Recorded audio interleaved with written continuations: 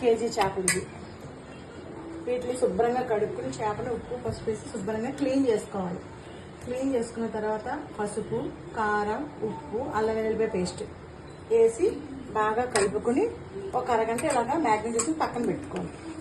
ఆ తర్వాత దీనికి కావాల్సిన చింతపండు ఒక నిమ్మకాయ సైజు అంట, అంటే కొంచెం పులుపు తినేవాళ్ళు కొంచెం ఎక్కువ వేసుకోండి, లేదనుకున్న వాళ్ళు పెద్ద నిమ్మకాయ సైజు అంతా వేసుకోండి.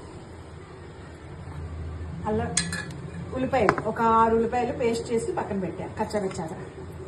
దీంట్లో చేపల పులుసులోకి గసగసాలు పేస్ట్ చేశాను, ఉత్తి గసగసాలు, పచ్చిమిరకాయలు ఒక 6, పుదీనా, కరివేపాకు, కొత్తిమీర.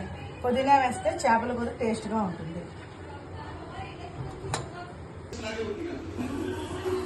చేపల పులుసు కాబట్టి కొంచెం ఆయిల్ ఎక్కువే పడుతుంది. ఎప్పుడైనా సరే నాన్ వెజ్ వండుకున్నప్పుడు ఆయిల్ క్వాంటిటీ ఎక్కువ ఉండాలి, అప్పుడే కూర బాగుంటుంది, వాసన అనేది రాదు.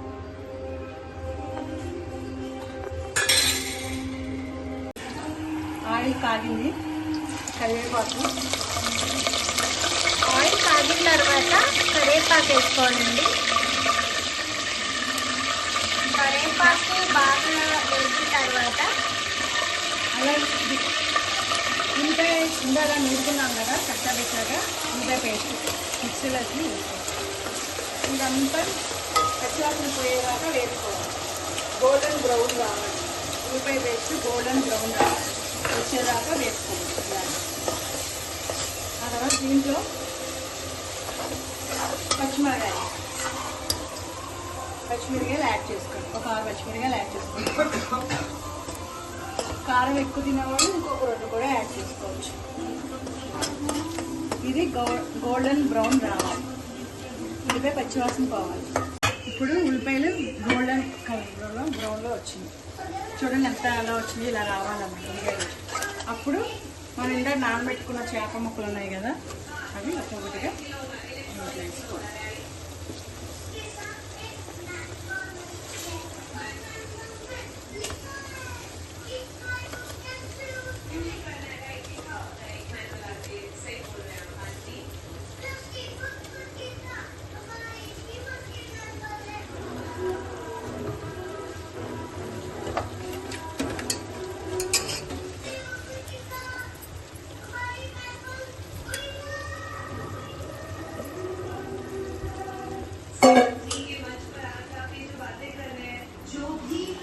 ఒక 5 నిమిషాలు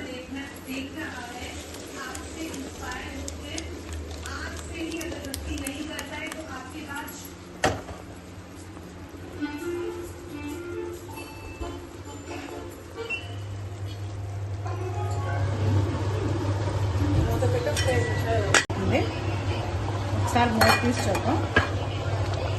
పసుపు, కారం, ఉప్పు సరిపోయింది, ఉప్పు కారం సరిపోయిందేమో చూద్దాం.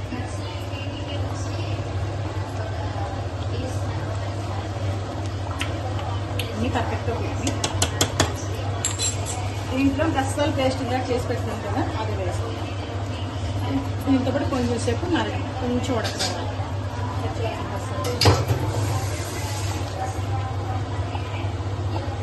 గసగసాలు పేస్ట్ వేసుకుంటే ఒకసారి ఎలా కలిపండి.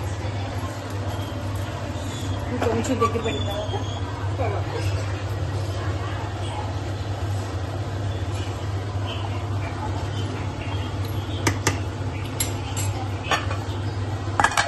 కారం పడుతుంది అనిపించింది, అందుకే ఇంకొక స్పూన్ వేసి కొంచెం మరిగిన తర్వాత టేస్ట్ చెప్తాను.